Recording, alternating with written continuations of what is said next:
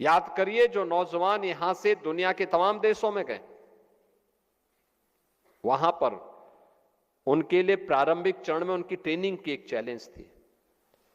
हमारे सामने चीजें आती थी कि दुनिया के अंदर मांग इस नई टेक्नोलॉजी के तहत उस प्रकार की वर्कफोर्स की है, तो उस प्रकार की वर्कफोर्स को तैयार करना, उसकी ट्रेनिंग देना। लैंग्वेज की प्रॉब्लम होती है तो लैंग्वेज के बारे में दिखाना, उनके बारे में उसको बताना। अगर वह जर्मन जा रहा है तो उसको जर्मन भाषा के बारे में जानकारी होनी चाहिए। फ्रांस जा रहा, फ्रांस की जानकारी होनी चाहिए। स्पेन जा रहा है, स्पेनिश के बारे में उसको जानकारी होनी चाहिए। जापान जा रहा है, जापानीज के बारे में उसको जानकारी होनी चाहिए।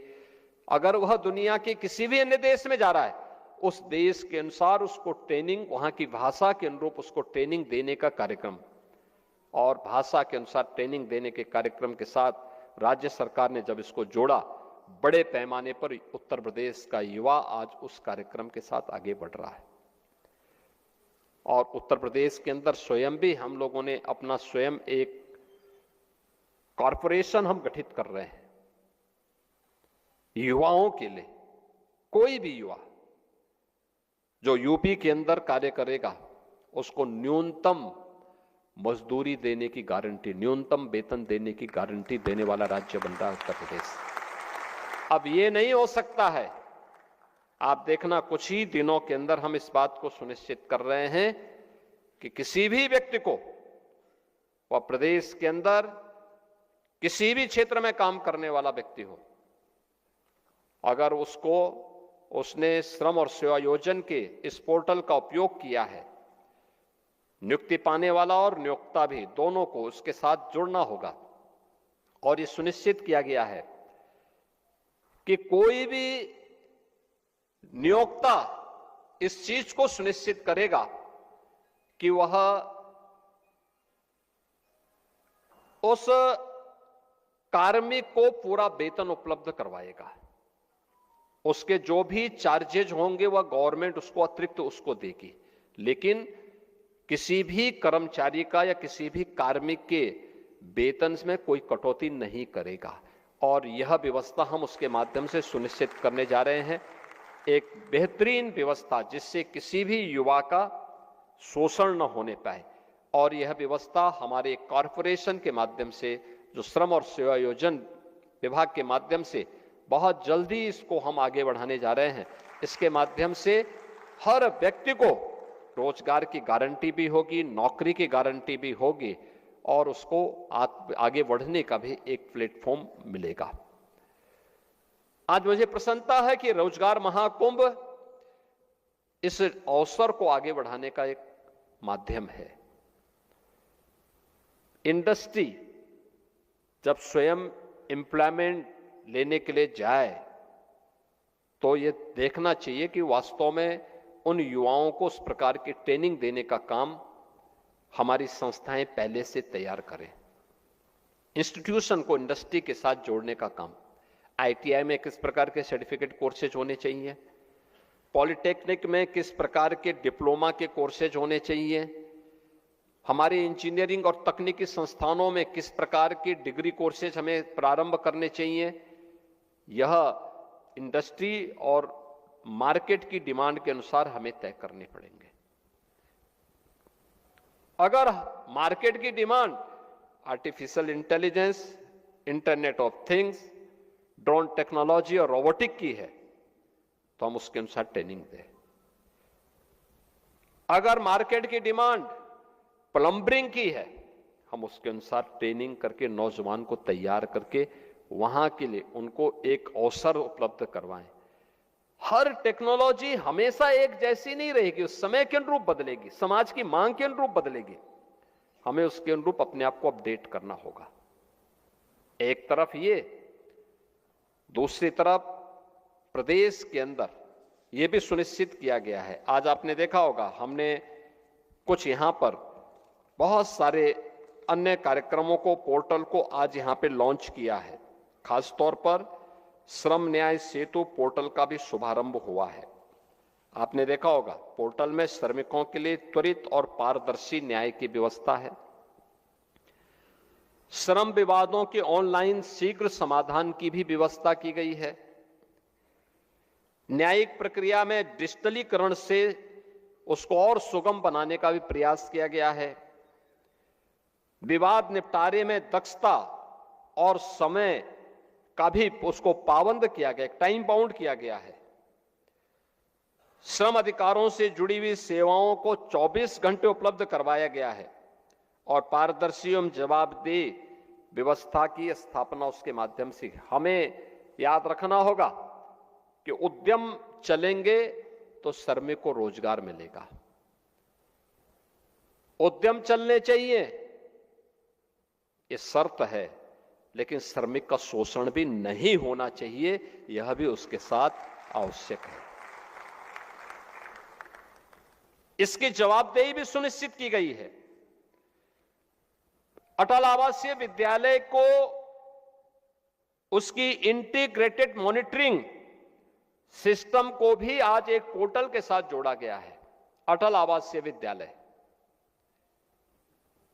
ये आवासीय विद्यालय हैं बीओसी बोर्ड से जुड़े हुए श्रमिकों के बच्चों के लिए निःशुल्क अत्याधुनिक शिक्षा के लिए। याद करना कि श्रमिक काम तो करता था, अपना पसीना बहाता था, जिसके श्रम से ये भवन इतना बड़ा बनता है, उसकी दुर्दशा आप देखते होंगे। जो दूसरों के लिए घर बनाता है, दूसरों के सिर को ढकने के लिए छत देता है, वह स्वयं बिना छत के खुले आसमान में रहने के लिए मजबूर होता था। उसके बच्चे नहीं पढ़ पाते थे।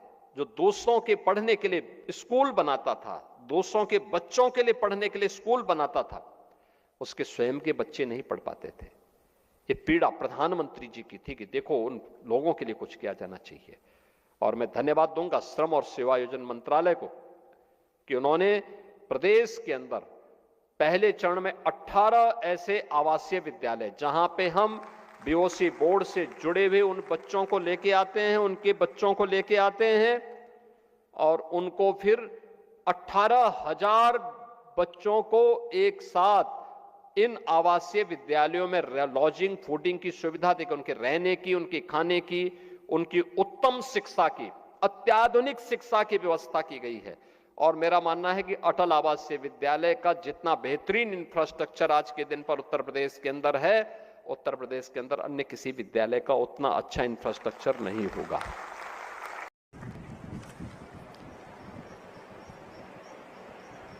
बहुत बहुत धन्यवाद माननीय मुख्यमंत्री जी को, बहुत बहुत उनका आभार, सादर उनका स्थान ग्रहण करने का अनुरोध। उत्तर प्रदेश, उत्तम प्रदेश विकास का एक नया स्वर्णिम अध्याय लिख रहा है माननीय मुख्यमंत्री जी के नेतृत्व में। हम महिलाएं, माताएं, बहनें सुख और चैन से अपनी जिंदगी जी रहे हैं माननीय मुख्यमंत्री जी आपके आशीर्वाद से। आज प्रतापगढ़ की इस पावन धरा पर मैं सबकी जोरदार तालियों के बीच आपसे अनुरोध करती हूँ, मां बेला के इस धरती पर हम सबको अपना आशीर्वाद प्रदान करें, हमारा मार्ग प्रशस्त करें। माननीय मुख्यमंत्री जी।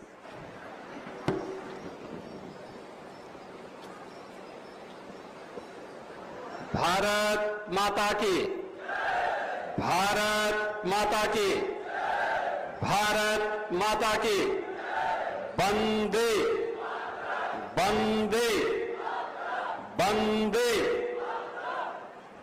माता बेल्हा देवी के इस पावन धाम में जनपद प्रतापगढ़, जिसका अपना पौराणिक और ऐतिहासिक परंपरा है, इस पावन धरा को नमन करते हुए आप सभी प्रतापगढ़ के जनपद भर से आए हुए जनता जनार्दन का मैं हृदय से अभिनंदन करता हूं। मंच पर उपस्थित उत्तर प्रदेश सरकार में मंत्रिमंडल के मेरे सहयोगी प्रभारी मंत्री प्रतापगढ़ श्री दयाशंकर सिंह जी, भारतीय जनता पार्टी के प्रदेश के महामंत्री श्री अमरपाल मौर्य जी, हमारे लोकप्रिय विधायक श्री राजेंद्र मौर्य जी,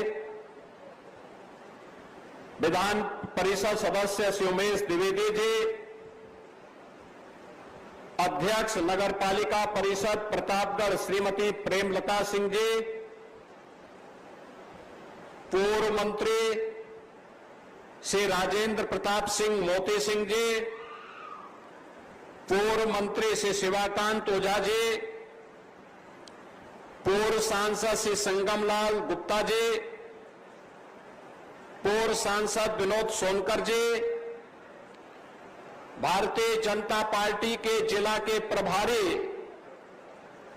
श्री कौशलेंद्र सिंह पटेल जी, जिलाध्यक्ष आशीष श्रीवास्तव जी, पूर्व विधायक धीरज ओझा जी, पूर्व विधायक राम शिरोमणि शुक्ला जी, और आज के इस कार्यक्रम में उपस्थित भारतीय जनता पार्टी, अपना दल, निषाद पार्टी और सुहेलदेव राजभर पार्टी के सभी पदाधिकारी और उपस्थित बहन और भाइयों,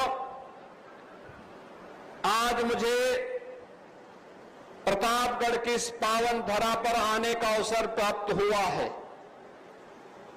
इस अवसर पर 570 करोड़ रुपए की लागत की परियोजनाओं का उपहार जनपद प्रतापगढ़ वासियों को प्राप्त हो रहा है।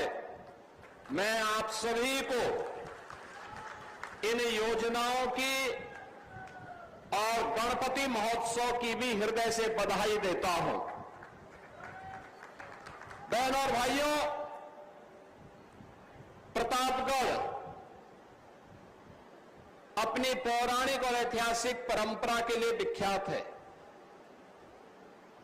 यहां के अन्नदाता किसानों ने प्रतापगढ़ को एक नई पहचान दी।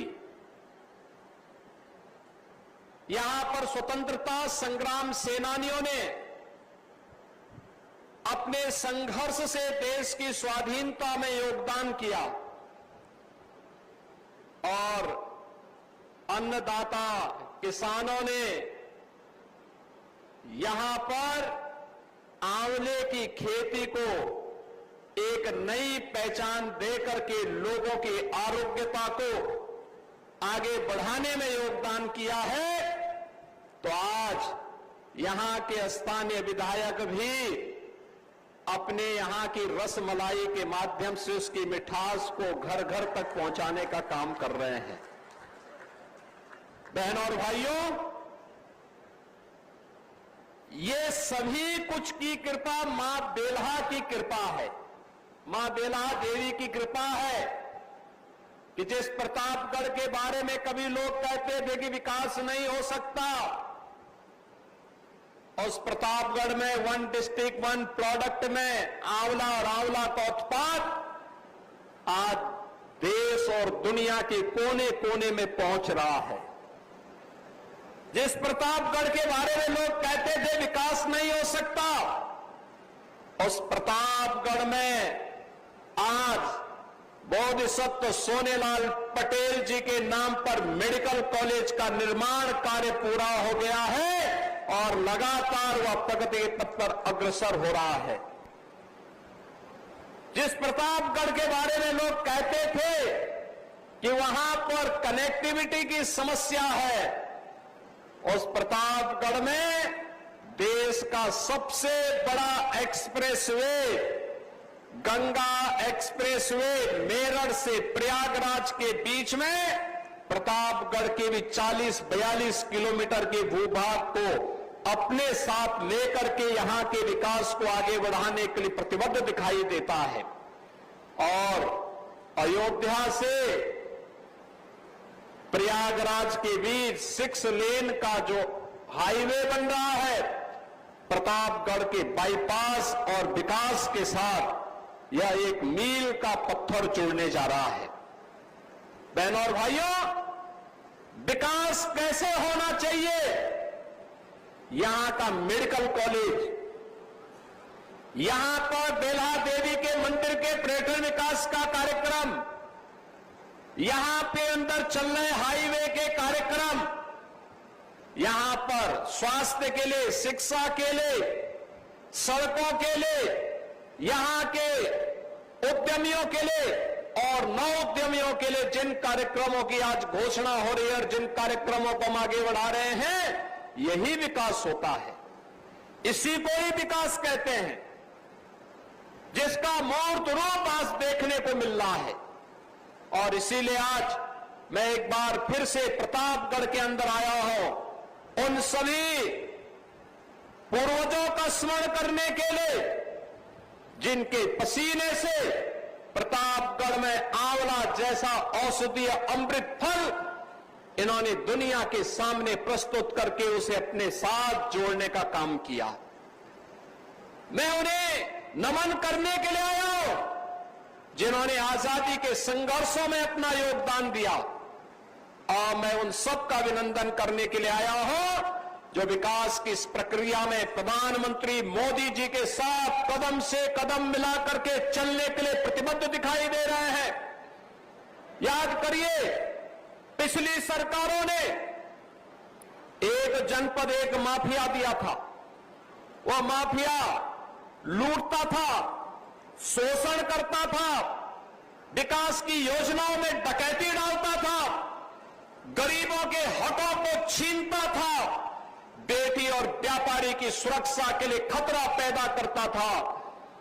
खनन माफिया के नाम पर, भू माफिया के नाम पर, वन माफिया के नाम पर, पशु माफिया के नाम पर, बालू माफिया के नाम पर तबाही मचाता था।